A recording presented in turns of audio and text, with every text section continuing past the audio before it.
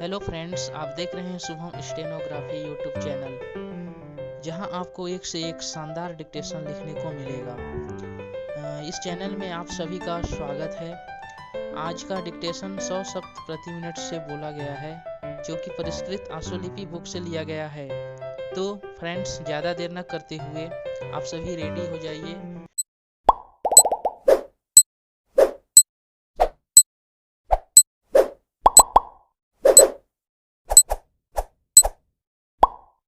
दुर्घटनाओं के आंकड़े निकालने में छोटी से छोटी दुर्घटना को भी शामिल कर लिया जाता है, इसलिए प्रतिशत तो घटाकर बताया जा सकता है, लेकिन जो लोग मरते हैं उनकी संख्या कितनी है और उसका समाज पर व मृतकों के परिवारों पर क्या असर पड़ता है, इसका सही आकलन तो सरकार कर ही नहीं पाती। दुर्घटना के आंकड़े और प्रतिशत सरकार और रेल प्रशासन के लिए तो संतोष का विषय हो सकती है, लेकिन समाज के लिए तो चिंता का विषय ही होती है। रेल मंत्री ने यह भी कहा था, मैं सदन को आश्वस्त करना चाहूँगा कि संरक्षा हमारे लिए सर्वाधिक महत्व का विषय है, जिसमें किसी प्रकार का समझौता नहीं किया जा सकता और न ही कोई लघुतम विधि अपनाई जा सकती है। रेल मंत्री कुछ भी दावा करते रहें, रेल प्रशासन में लापरवाही आई है।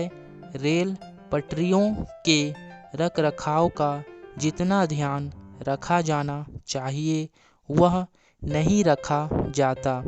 पुरानी रेल लाइनों को जिस तेज़ी से बदला आना चाहिए उतनी तेज़ी से नहीं बदला जा रहा है। यात्री डिब्बों के हाल भी बहुत ठीक नहीं है।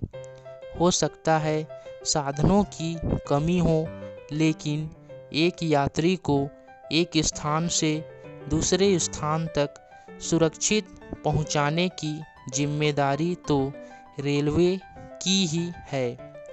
आशा की जा सकती है कि रेल मंत्री इस दुर्घटना के लिए जिम्मेदारी निर्धारित करेंगे, लेकिन रेल प्रशासन की विफलता के लिए नैतिक जिम्मेदारी से वे बच नहीं सकते, क्योंकि 10 महीनों में 2 भीषण दुर्घटनाओं में लगभग 200 लोगों की जानें चली गई हैं। राजनीति का जो स्वरूप पिछले वर्षों में निखर कर सामने आया है, उसमें लाल बहादुर शास्त्री के उदाहरण का कोई अनुसरण कर पाएगा यह तो नहीं माना जा सकता, लेकिन रेल यात्रा को सुखद सुरक्षित बनाने के लिए कंप्यूटरीकरण व अन्य आधुनिक उपकरणों के उपयोग की निरंतर बात करने वाले रेल मंत्री के लिए यह दुर्घटना विशेष चिंता का विषय होनी चाहिए। रेल मंत्री से त्यागपत्र की मांग करना तो बेमाने है, क्योंकि राजनीति में नैतिक मर्यादा और जिम्मेदारी का तो युग ही समाप्त हो गया है। यात्री पैसा खर्च करके एक स्थान से दूसरे स्थान पर जाता है। वह पैसे इसलिए देता है कि रेल प्रशासन उसे एक स्थान से दूसरे स्थान तक सुरक्षित पहुंचा देगा।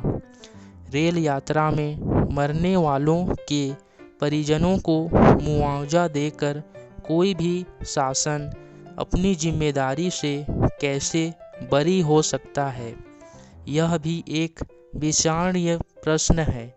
जिस परिवार में दुर्घटना के फलस्वरूप जन क्षति होती है उसका असर चिरकाल तक उस परिवार पर रहता है जहां आर्थिक मुआवजे का प्रश्न है। उसमें भी कानूनी और प्रशासनिक अड़चनें इतनी आती हैं कि भावनात्मक दृष्टि से व्यथित परिजनों के लिए उसे हासिल करना आसान काम नहीं होता। सरकार को मुआवजा भुगतान की प्रणाली को सुधारना चाहिए और कोशिश यह होनी चाहिए कि दुर्घटनाएं रुकें और दुर्घटना के कारणों का पता चलने पर ऐसी पुख्ता व्यवस्था की जानी चाहिए जिससे उनकी पुनरावृत्ति को रोका जा सके। यदि दुर्घटनाएं किसी मानवीय भूल के कारण हुई तो जिम्मेदार लोगों को कड़ी सजा दी जानी चाहिए। स्टॉप। अगर यह डिक्टेशन आपको अच्छा लगा और इस चैनल में आप बने रहना चाहते हैं, इसी तरह डिक्टेशन रेगुलर पाना चाहते हैं तो चैनल को लाइक करें, सब्सक्राइब करें।